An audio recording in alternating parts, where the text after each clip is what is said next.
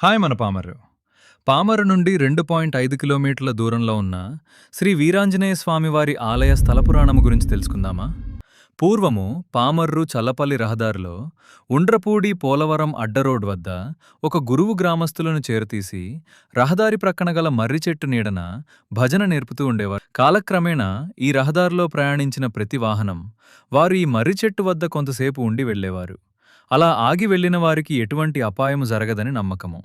భజన గురువు సూచన మేరకు ఉండ్రపూడి పోలవరం గ్రామస్తులు సమిష్టిగా 1982 సంవత్సరంలో రేకుల షెడ్డుతో చిన్నపాటి ఆలయము నిర్మించి శ్రీ వీరాంజనేయ స్వామివారి విగ్రహము తయారుచేసి ఏర్పాటు చేశారు. అప్పటి నుండి ఆలయము దినదినాభివృద్ధి చెంది ఈ ప్రాంతము దేవీప్యమానమై వెలిగించుచు స్వామివారు కోరిన కోర్కెలు తీర్చు వీరాంజనేయ స్వామిగా ప్రసిద్ధిగాంచిది. పరిసర గ్రామాల్లో ఎవరికి పిల్లలు పుట్టినను ఆలయమునందు ఊయలో వేయటం, స్వామికి తులాభారము సమర్పించుట ఆనవాయితీగా వస్తుంది. అభీష్టము మేరకు స్వామిని యథాస్థానంలో ఉంచి దాతల సహకారముతో ఆలయము 2014లో భక్తుల పునఃనిర్మాణము చేసి శిఖర ధ్వజ ప్రతిష్ఠ చేయుట జరిగినది.